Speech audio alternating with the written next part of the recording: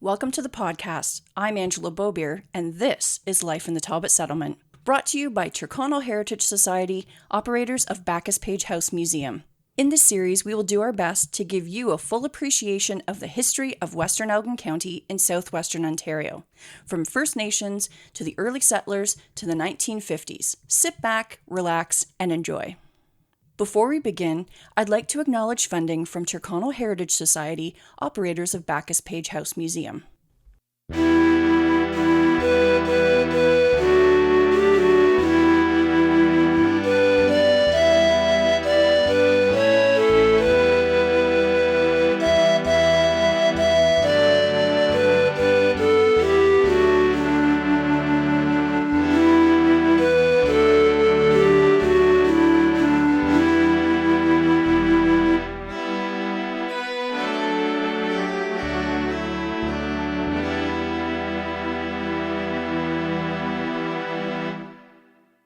Welcome to episode 32 in our podcast, Life in the Talbot Settlement.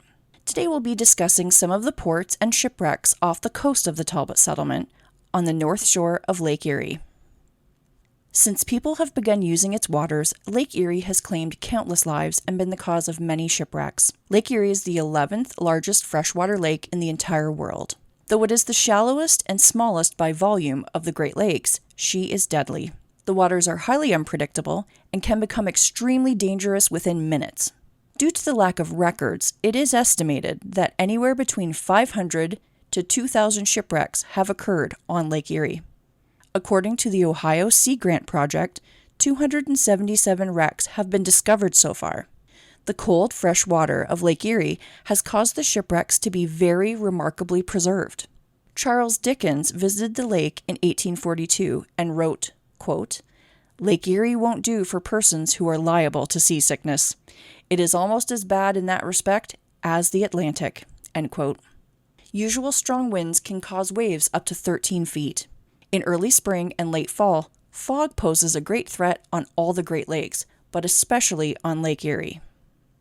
In the mid-1800s, Port Burwell became a very important port on the coast of Lake Erie.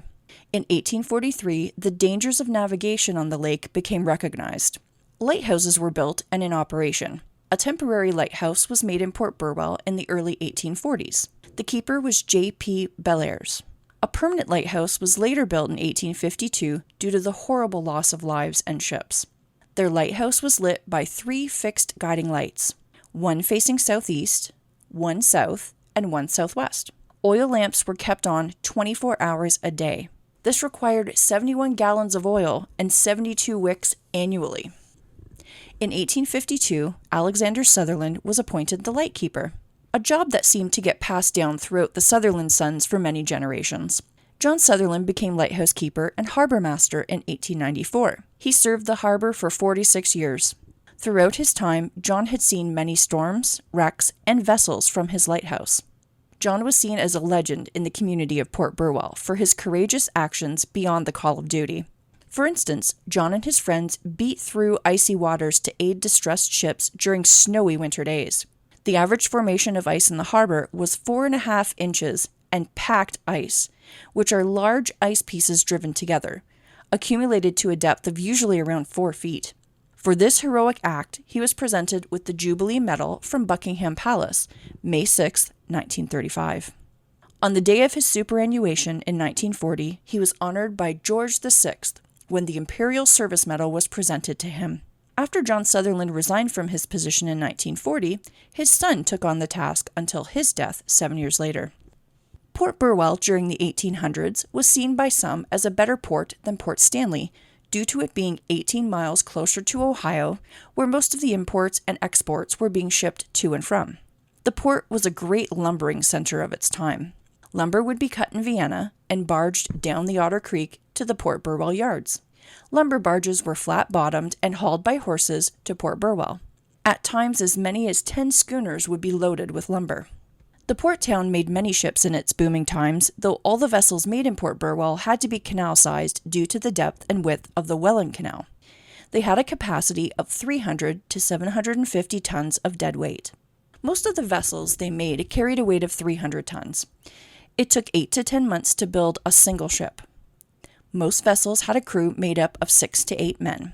When the hull of the ship was completed, it was launched sideways into the canal with the help of greased skids. The construction of wooden hulls in Port Burwell slowly came to an end. Oak was scarce, and steel began to rise in popularity. The last large schooner built in Port Burwell was the Hercules in 1875. Let's look at some of the vessels that have perished on the waters near Port Burwell. On August 20th of 1852, 6 miles off Long Point, steamers Atlantic and the Ogdenburg collided. 131 lives were lost. The Atlantic was seen to be at fault. It ran across the bow of the propeller of the Ogdenburg and was struck forward of her wheel on the port side. The strange part of the interaction was that after the collision, both ships backed off and proceeded on their ways thinking they'd got off problem-free, though soon after the Atlantic stopped. The boiler room had flooded. The ship, at 267 feet in length and 1,150 tons, began to sink bow first. The crew was awakened. Panic-stricken, they began to fling themselves into the water or run to the stern of the vessel. The Ogdenburg, seeing the distress of the Atlantic, turned around and picked up 250 survivors. It is said that $60,000 in gold was on board the Atlantic, being shipped by the Adams Express Company. The supposed treasure has yet to be found. In the same year, on November 10th and 11th, a gale sent 55 vessels to their end. In December, winter gales sent down another 15 more vessels. The year of 1852 resulted with a total of 296 lives and 229 ship disasters. Being a sailor on Lake Erie at the time was a risky job, navigating such greatly unpredictable waters with important cargo. It was a tiring task which took great knowledge and quick thinking when winds turned quickly. Luckily, by 1868, a sailor's wages were raised to $1.50 a day, equivalent to approximately $54.56 in 2022. Although I don't know anyone who would work as a sailor at this point for $54.56 a day. Storms plagued the waters, putting vessels and their crew in dangerous positions. Not only did storms affect those on the water, but it affected the towns along the shore too. In 1835, 38, and 42, terrible storms had brewed. One occurred on November 11th of 1835. It started with a wind which came from the southwest. It lifted the lake and smashed the waves into the ports on the south side of Lake Erie. The creek at Buffalo immediately rose 20 feet. Sailing vessels were hurled into the main street of Port Burwell, while boats that had managed to remain in the water were crushed under the canal bridge. On the west side of the harbor, homes were swept away and the occupants drowned. A schooner called the Free Trader left the port for Cleveland with 13 people on board. On the lake, she took a blast of wind, which capsized the vessel. The boat righted itself and was found after the storm adrift off Dunkirk with 1 passenger still alive. Docks and warehouses along the shores were destroyed. In 1838, another storm struck in the month of November, leaving many ships destroyed and crew members dead. Again, on November 15th of 1842, wind blew from the west. Ice, snow, and high winds left 50 ships doomed. 18 of those ships were driven ashore on the north shore of Lake Erie. The north side of Lake Erie had little traffic and was mostly wilderness since vessels traveled on the south side of the lake in the United States.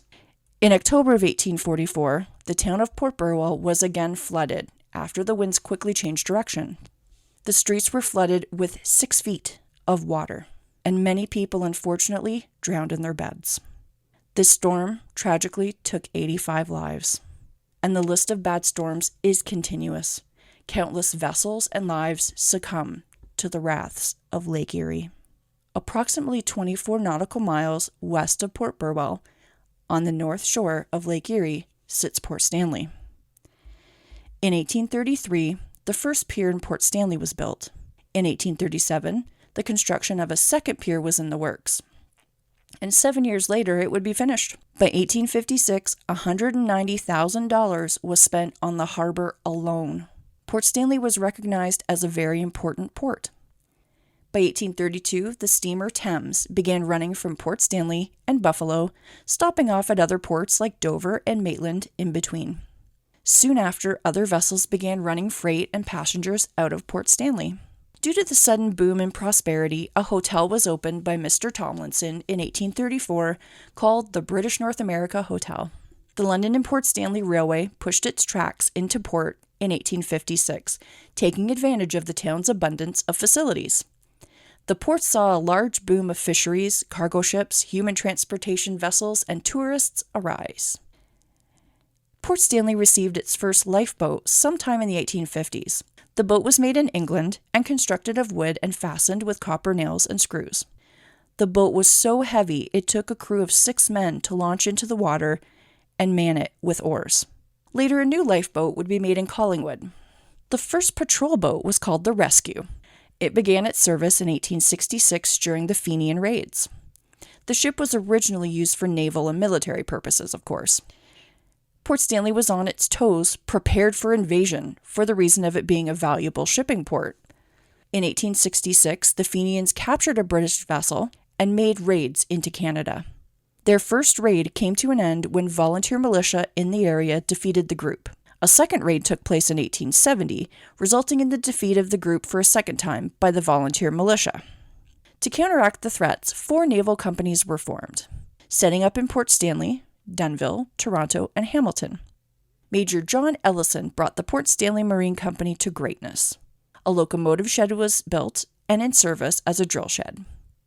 June 1, 1866, news was received that the Fenians arrived in Dunnville. The men sprung into action.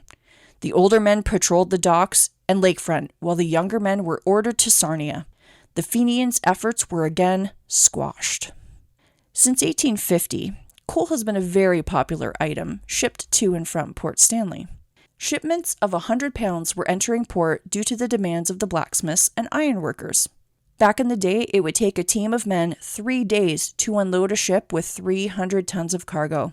Nowadays, that amount could be unloaded in less than a day. Next, let's head 12 nautical miles east to Port Bruce. Known originally as Catfish Harbor for the first 90 years, until it was renamed Port Bruce in 1851, the town was of great importance in the 1840s to 60s. Amasa Lewis began his business of buying grain and shipping it out of the port. He dredged the mouth of the harbor to a depth of 11 feet, built a large warehouse, and built a 400-foot pier. Port Bruce began to become a popular place to sell grain due to the inexpensive cost of water transportation. Due to the shallow harbor, only small boats could be loaded at the port. Larger ships would be partially loaded in Port Bruce and then sail to Port Stanley, where they would receive the remainder of their cargo. At its peak, it became necessary to install a lighthouse. The first lighthouse at Port Bruce was a framed shanty with a tripod for the light mounted on the roof. In later years, the lighthouse would be destroyed by heavy waves during a storm. The port was also recognized for their shipment of lumber, cedar shakes, and barrel staves. The wood was manufactured at various mills along the creek. It is said that because of the number of mills, sawdust started to interfere with marine life. Once the timber of the area started to grow scarce, Port Bruce began to decline. November 16, 1869, the schooner Concord was driven into shallow water during a storm. It sank 5 nautical miles north of Port Bruce. Out of a crew of 8, 3 half-frozen crewmen were rescued from her rigging by the propelled steamer Bruno after clinging to the sinking vessel for 48 hours. Another wreck off the shores of Port Bruce was the Constitution. The Constitution was a wooden 2-mast schooner built in 1835. Carrying coal from Cleveland to Port Stanley, she was driven ashore by a mix of a southwest gale and huge waves. She went down in a fortnight the first week of November 1859 near Port Bruce. Is anyone getting the impression that perhaps we should not be sailing on Lake Erie in the month of November? Now let's move on closer to Backus-Page House Museum. You may have heard of Port Glasgow, also referred to as Nellie's Landing, Port Furnival, or, and I apologize, I'm going to say this wrong because this is written in Gaelic, Knockneloch. The port south of Rodney has seen many different names throughout its time, though its beauty along the shore stays the same. Port Glasgow shipped many products, one of them being barrel staves. The small town of Taylor had 2 stave mills, which transported the goods to Port Glasgow to be shipped out. The Mountaineer was a wooden 2-masted schooner that was 58 feet long. It ran aground July 3, 1882. A dispatch from Detroit, from J.W. Hall, Great Lakes Marine Scrapbook, August 1882, claimed the schooner went ashore west of Tyrconnell and struck the dock on the North Shore Mills. In doing so, it knocked off between $200 and $300 worth of first-class lumber. The lumber was a total loss as well as the vessel, as there was no insurance for the boat. The Department of Marine and Fisheries statement of the wreck and casualty, 1882, reads, quote, "Schooner, Mountaineer, of Owen Sound and 20 years old, bound from Port Stanley to North Mills, stranded after her cables parted, 1.5 miles west of New Glasgow Dock, North Shore of Lake Erie, on July 3, 1882. The schooner was driven into the shallows and pounded apart by the waves in a southeast gale." End quote. Back in its bustling days, Tyrconnell was a busy port and fishery. In 1861, a 500 by 30-foot pier was constructed to accommodate larger ships who were using the port. During Prohibition, rum runners used Port Talbot's lack of security to smuggle alcohol to the United States. In the middle of the night, a truck would drive up without headlights to drop off a well-wrapped load and then sneak away. Once it was gone, a boat would slip up and retrieve the alcohol. Eventually, rum runners tried this closer to Port Burwell and were caught. A not very well-known little jet into the shoreline is called Plum Point. The waves around this area were deadly. From children's drownings to trapped or wrecked cargo ships, that area has taken many lives. Unfortunately, as railroads developed in Port Stanley and people stopped shipping things by boat, the small port town numbers dwindled. After a while, the pier at Tyrconnell was rendered unnecessary and left to the abuse of the Lake Erie waves. September 28, 1872, a wooden two-mast schooner of 108 feet went down near Tyrconnell. The Cortland was driven ashore in a storm and wrecked. A wrecker was sent to rescue the vessel in mid-October. When a steam pump couldn't empty her, they instead stripped the vessel and abandoned the rest. Port Talbot. Groton was a 131-foot schooner, originally named Henry Morton, but changed to Groton before its launch.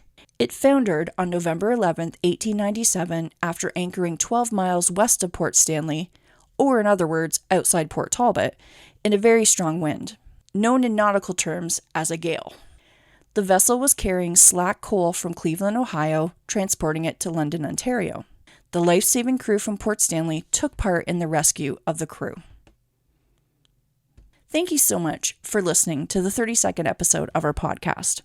If you have more information about the ports or the shipwrecks of the Talbot settlement, please let us know because we'd love to do more stories. Thank you again for listening.